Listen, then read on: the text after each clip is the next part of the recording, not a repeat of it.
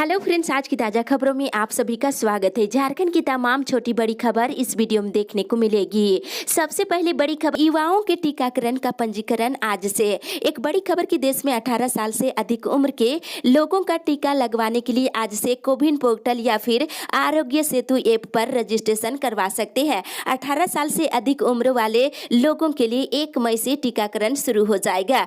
टीकाकरण में सरकारी स्वास्थ्य केंद्र के साथ निजी अस्पतालों को भी शामिल किया गया है और वर्तमान में 45 वर्ष या इससे अधिक उम्र के लोगों का टीकाकरण की जा रही है। 18 साल से 44 साल की आयु के सभी लोगों के टीकाकरण के लिए आज से रजिस्ट्रेशन शुरू हो रही है। वहीं बताते चले कि वैक्सीन लगवाने के दौरान अपनी स्लिप और फोटो आईडी साथ में लेकर जाना होगा। झारखंड में भी आज से टीकाकरण को लेकर पंजीकरण शुरू हो जाएगा। इसी के साथ ही अगली बड़ी खबर, मई के अंत तक जारी होगा 10वीं का रिजल्ट। एक बड़ी खबर की सीबीएसई मई के अंत तक 10वीं बोर्ड का रिजल्ट जारी कर देगा। इसके लिए सीबीएसई ने सभी स्कूलों से मई के पहले सप्ताह तक 15 बिंदुओं पर रिपोर्ट भेजने को कहा है। साथ ही इधर आईसीएसई ने भी 10वीं की बोर्ड परीक्षा को रद्द कर दी है। बोर्ड अब 10वीं का रिजल्ट तैयार करने में जुट गया है और बोर्ड के द्वारा तय मार्किंग स्कीम पर ही 10वीं बोर्ड के स्टूडेंट को अंक दिए जाएंगे और इसी के आधार पर उनका एडमिशन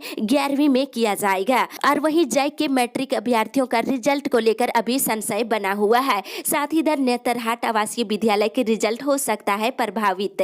नेतरहाट आवासीय विद्यालय के लगभग 40% शिक्षक कोरोना से पीड़ित है। इसके कारण इस साल विद्यालय के रिजल्ट प्रभावित हो सकता है। पहली बार सीबीएसई बोर्ड के जरिए विद्यालय की परीक्षा होनी थी, लेकिन कोरोना के बढ़ते मामले को देखते हुए 10वीं की परीक्षा को रद्द कर दिया गया है। अब अगले महीने रिजल्ट जारी किए जाएंगे। रिजल्ट इंटरनल असाइनमेंट के आधार पर ही जारी किया जाएगा। इसकी तैयारी की जा रही है। ऐसे में नेतरहाट आवासीय विद्यालय का रिजल्ट भी इंटरनल असाइनमेंट के आधार पर जारी किया जाएगा। साथ ही इधर सभी कॉलेजों को स्नातक के फॉर्म भरने और पीजी विभागों को मिड सेमेस्टर की परीक्षा ऑनलाइन लेने का निर्देश दिया गया है। इसी के साथ ही अगली बड़ी खबर, मौसम विभाग से 29 से 1 मई तक बारिश की संभावना। मौसम विभाग से मिली जानकारी के अनुसार आने वाले कुछ दिनों में झारखंड का तापमान बढ़ेगा, जो लगभग 4 डिग्री सेल्सियस तक हो सकता है। इसके बाद राज्य में बारिश हो सकती है। राज्य में 27 अप्रैल तक तापमान बढ़ने की संभावना है। इस दौरान तापमान 42 डिग्री सेल्सियस तक पहुंच जाएगा। वहीं साथ ही इधर 29 अप्रैल से 1 मई तक राज्य के कुछ हिस्सों में बारिश होने की संभावना है। इसी के साथ ही अगली बड़ी खबर, झारखंड कोरोना अपडेट्स। झारखंड पिछले 24 घंटे के दौरान 6020 नए कोरोना के मरीज मिले हैं। इसके साथ ही 131 मरीजों की मौत हो गई है। सबसे ज्यादा रांची में 61 मरीजों की मौत हुई है। वहीं पूर्वी सिंहभूम में 14, रामगढ़ में 9, हजारीबाग से 6, देवघर, खुट्टी और गिरिडीह में 5-5 मरीजों की जान गई है। और मिले मरीजों में से रांची से 1574, पूर्वी सिंहभूम से 992 और हजारीबाग से 584, रामगढ़ से 301, बोकारो से 275, जामताड़ा से 266, धनबाद से 221, कोडरमा से 188, दुमका से 177, लोहरदगा 163 और पश्चिमी सिंहभूम से 155 और लातेहार से 145, पलामू और गुमला में 126, देवघर में 119, गिरिडीह में 108, सरायकेला में 92 और गोड्डा में 80 और सिमडेगा में 79 और खुट्टी में 68 नए मरीज मिले हैं। इसके साथ ही बता दें, कोरोना का कहर राज्य के बड़े शहरों में फैल रही है। यहाँ संक्रमितों की संख्या के साथ साथ मौत भी ज्यादा हो रही है। रांची, पूर्वी सिंहभूम, हजारीबाग, रामगढ़ और बोकारो 5 ऐसे जिले हैं जहाँ संक्रमण अधिक है और इन जिलों में मौत भी ज्यादा हो रही है। इन 5 जिलों में 72% मौत हो चुकी है। वहीं बताते चले, इधर देश में पिछले 24 घंटे के दौरान 3,62,757 कोरोना के नए मरीज मिलने के साथ ही 3,285 मरीजों की मौत हो गई है। इसी के साथ ही अगली बड़ी खबर, केंद्र से मिले राशन गरीबों तक पहुंचाए सरकार। भाजपा प्रदेश अध्यक्ष दीपक प्रकाश ने केंद्र सरकार से मिले अनाजों को जनता तक पहुंचाने की मांग हेमंत सरकार से की है और उन्होंने कहा है कि पिछले साल की तरह ऐसा ना हो कि अनाज गोदामों में सड़ता रहे और जनता भूख से मरती रहे। दीपक प्रकाश ने कहा है कि कोरोना को देखते हुए 80 करोड़ गरीब लोगों को केंद्र सरकार ने प्रधानमंत्री गरीब कल्याण अन्न योजना के तहत मई और जून में मुफ्त अनाज उपलब्ध कराने का फैसला किया है। साथ ही उन्होंने कहा कि पिछले साल भी राशन कार्ड धारकों को अनाज के कोटे के अतिरिक्त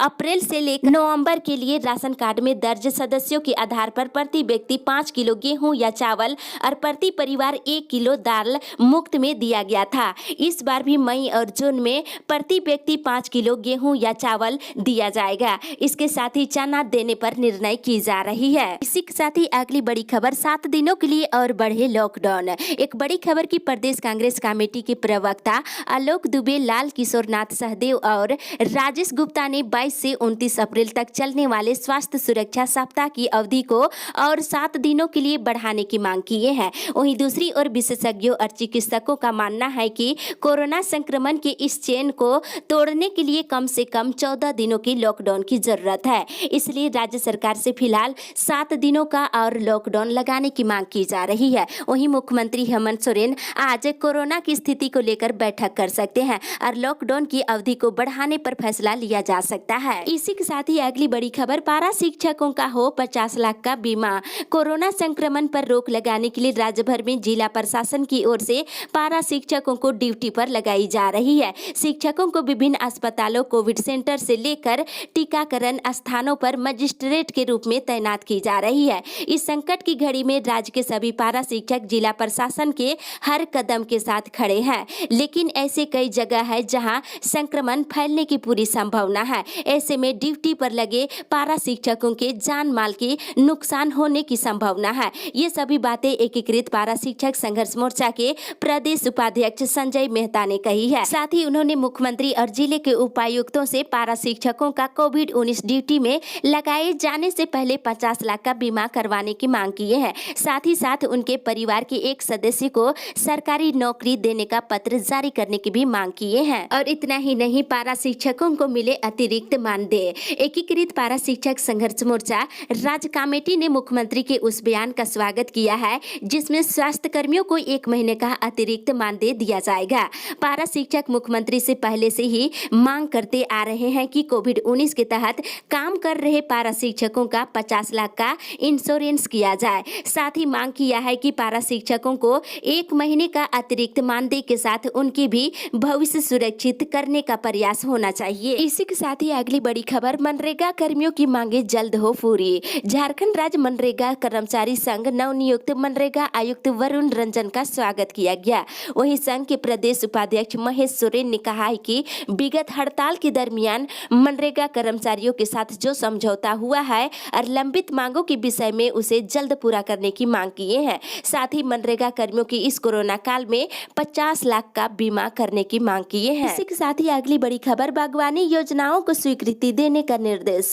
ग्रामीण विकास विभाग ने बागवानी योजना की अविलंब स्वीकृति दिलाने के लिए कार्रवाई करने का निर्देश सभी बीपीओ को दिया है। वहीं विभाग ने कहा है कि बागवानी मिशन से जितने भी योजनाएं आई है उसकी पूरी जांच करने के बाद स्वीकृति की कार्रवाई किया जाए ताकि बारिश से पहले सारे कार्य पूरा किया जा सके। वहीं बता दें, JSLPS के जरिए बागवानी मिशन के तहत काम की जा रही है। आम की पेड़ सहित अन्य पौधे लगाए जाने हैं। इससे काफी लोगों को रोजगार भी मिल सकती है। इसी के साथ ही अगली बड़ी खबर, शादी पर ब्रेक से कंगाल हो रहे टेंट और कैंटर व्यवसायी। एक बड़ी खबर की टेंट व्यवसायी करीब 1 साल से कोरोना का दंश झेल रहे हैं। कभी लॉकडाउन तो कभी मिनी लॉकडाउन। कई तरह के सरकारी दिशा निर्देशों की वजह से टेंट कारोबारी लगातार आर्थिक तंगी की स्थिति से गुजर रहे हैं। अब शादी विवाह पर ब्रेक लगने से टेंट संचालन और कैंटर कंगाली की स्थिति में आ गई है।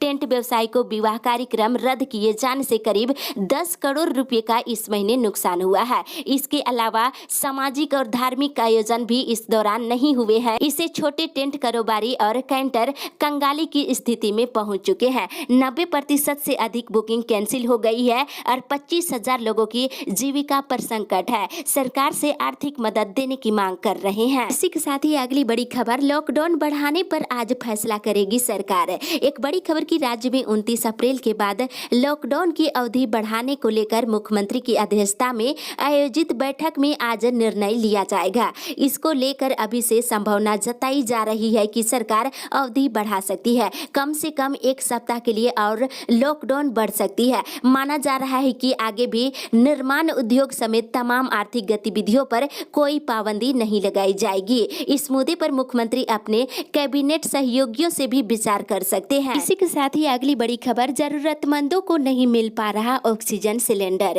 एक बड़ी खबर की राज्य में अब ऑक्सीजन सिलेंडर की जमाखोरी शुरू हो गई है। इस कारण जरूरतमंदों को आपात स्थिति में भी सिलेंडर नहीं मिल पा रही है। रांची के कई अस्पतालों में देखा जा सकता है कि मरीज के परिजन अपने वाहन में ऑक्सीजन सिलेंडर लेकर बेड की तलाश में भटक रहे हैं। अब ऐसे मरीजों को भी सिलेंडर नहीं मिल पा रही है। ऐसा इसलिए है क्योंकि कई लोगों ने अपने घरों में जरूरत नहीं होने के बावजूद ऑक्सीजन सिलेंडर का स्टॉक कर रखा है। शहर के हजारों लोगों ने 5 से 10 सिलेंडर तक अपने घर में रखे हैं। और साथ ही इधर बताते चले, मुख्यमंत्री हेमंत सोरेन ने दिल्ली के सीएम के अनुरोध पर मंगलवार को अपने आवासीय कार्यालय से लिंडे इंडिया लिमिटेड के 4 लिक्विड मेडिकल ऑक्सीजन टैंकर को ऑनलाइन फ्लैग ऑफ कर जमशेदपुर से दिल्ली के लिए रवाना कर दिए हैं। इस अवसर पर मुख्यमंत्री ने कहा है कि इस वैश्विक महामारी के दौर में पूरे देश में मेडिकल ऑक्सीजन की घोर कमी है। इसी के साथ ही अगली बड़ी खबर, कंटेनमेंट जोन में सख्ती बरतने को अतिरिक्त बल की होगी तैनाती।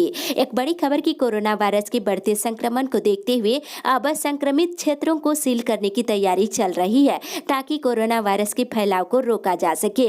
केंद्र सरकार से मिले दिशा निर्देश के आलोक में ये कार्रवाई की जा रही है। कुछ जिलों में कवायदा शुरू हो गई है और 10% से अधिक कोरोना संक्रमित वाले मोहल्ले को कंटेनमेंट जोन के रूप में चिन्हित करते हुए उस मोहल्ले के प्रवेश मार्ग पर अतिरिक्त सुरक्षा बल की तैनाती की जाएगी ताकि एक निश्चित समय पर ना तो कोई व्यक्ति वहां से बाहर निकल सके और ना ही बाहर का व्यक्ति उस मोहल्ले में प्रवेश कर सके।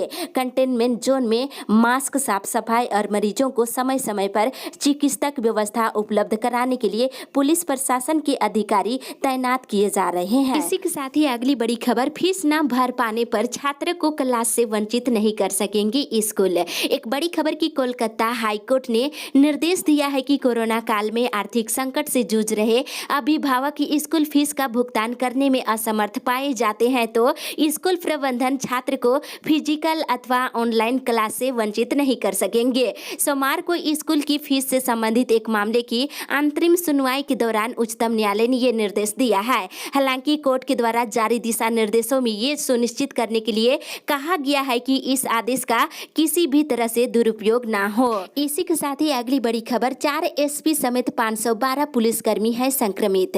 झारखंड पुलिस के 4 एसपी, 10 डीएसपी और 19 पुलिस इंस्पेक्टर के साथ 108 दरोगा समेत 512 पुलिस पदाधिकारी और कर्मी कोरोना वायरस से संक्रमित हो गए हैं। कोरोना वायरस का कहर इस कदर जारी है कि हर दिन संक्रमित पुलिस पदाधिकारियों और कर्मियों की संख्या लगातार बढ़ती जा रही है। 3 दिन पहले जहां झारखंड पुलिस में संक्रमितों की संख्या 370 थी, वहीं दूसरे ही दिन ये संख्या बढ़कर 416 हो गई है और वहीं अब ये संख्या बढ़कर 512 पर पहुंच गई है। अब तक कोरोना वायरस ने झारखंड पुलिस के 1 डीएसपी समेत 20 पदाधिकारियों और कर्मियों की जान ले ली है। इसी के साथ ही अगली बड़ी खबर, सीसीएल ने कोरोना संक्रमित मरीजों को सुविधा मुहैया कराने के लिए किया हस्ताक्षर।